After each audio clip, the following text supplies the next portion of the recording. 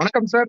வணக்கம், வணக்கம், வணக்கம், வணக்கம். Sir mister Gangai Amaran sir. ஒரே ஒரு சின்ன இது சார். சொல்லுங்க. அதாவது இப்போ வாசு பாரதி, அதாவது வாசு சந்தான பாரதி சாருக்கு முதல் படம் இலக்கிய நீங்க பெரிய உறுதுணையாக இருந்தீங்கன்னு அவங்க 2 பேருமே பேட்டிகள்ல சொல்லியிருக்காங்க சார். ஆமாமா. அந்த எக்ஸ்பீரியன்ஸ் கொஞ்சம் ஷேர் பண்ண முடியுமா? ஏன்னா அந்த பன்னீர் புஷ்பங்கள் படமும் ரொம்ப நாள் இவங்க ட்ரை பண்ணி, அதுக்கப்புறம் நீங்க ஒரு புஷ் குடுத்தது. அதே மாரி இளையராஜா சாரோட மியூசிக்கும் ஒரு எக்ஸ்ட்ரார்டினரி மியூசிக் அந்த படத்துல இருக்கும். அத பத்தி ஒரு சில பகிர்வுகள் சொன்னீங்கன்னா ரொம்ப சந்தோஷமா இருக்கும் சார். பாரதி, வாசு 2 பேருமே ஸ்ரீதர் ஐயாட்ட அசிஸ்டன்ட் டைரக்டரா ஒர்க் பண்ணவங்க அவங்க. அப்ப இருந்தே நாங்க ஃப்ரெண்ட்ஸு, ரொம்ப ஃப்ரெண்ட்ஸு. அப்போ எங்கள சிபாரிசு பண்ணி இளமை ஊஞ்சலாடுகிறது படத்துக்கு எம்.எஸ். விஸ்வநாதன் மியூசிக் பண்ண வேண்டி இருந்ததுன்னு நெனைக்கிறேன். அப்போ இவங்க போய் இல்ல இப்ப இந்த இளையராஜான்னு ஒருத்தர் வந்திருக்காரு, ரொம்ப நல்லா பண்றாரு, அவர போடலான்னோன்னே, "ஏய் என்ன தைரியத்த சொல்றீங்க? இதுவரைக்கும் எம்.எஸ். விஸ்வநாதன் ஒர்க் பண்ணிருக்கான், நீ இது சொல்லிட்டு இருக்கீங்க." என்னடா இவங்க பேசாம அடங்கி அசிஸ்டன்ட் தானே பேசாம போட்டுட்டு போங்கடா அப்படின்னு சொல்லி விரட்டிட்டாங்க.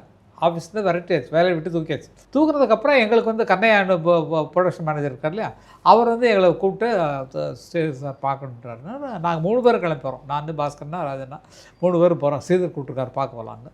அவர் கேட்குறாரு, அண்ணன் கேட்குறீங்க என்ன எம்எஸ்சி இது இல்லை இல்லை, இது மாடர்ன் சப்ஜெக்ட்டு, அது இல்லாமல் நீங்கள் இப்போ நல்லா வந்துட்டுருக்குறீங்க, இது ஒரு ஹெல்ப்பாக இருக்கும், நீங்கள் பண்ணுங்க அப்படின்னு சொல்லி சொன்னாங்க. அதில் தான் பழக்கமானாங்க.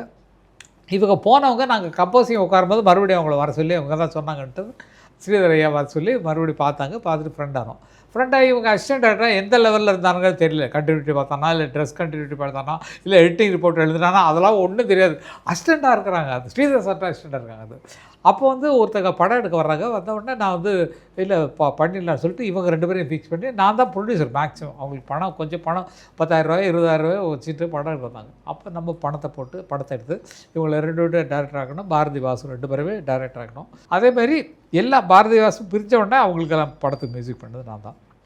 அதுக்கப்புறம் ரொம்ப வளர்ந்த உடனே சதார பாரதிக்கு அவன் ஃபஸ்ட்டு தனியாக பண்ண படம் நான் தான் மியூசிக்கு. பி. வாசு தனியாக ஒரு படமாக என் தங்கச்சி படித்தவர். அதில் பாடல்கள் இசை கங்கைமரன் போட்டான். அங்கே இளையராஜா வழங்கும் அலைகள் இல்லை, இங்கே கங்கைமரன் வழங்கும் பன்னீர் புஷ்பங்கள், அப்படி தான் போட்டோம். எங்கள் படம் வித்துருச்சு எல்லா ஏரியாவும்.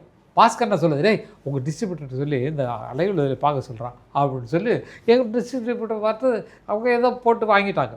ஆனால் அது பிச்சுக்கிட்டு போச்சு. இது கொஞ்சம் 100 நாள் நல்லா ஓடிச்சு.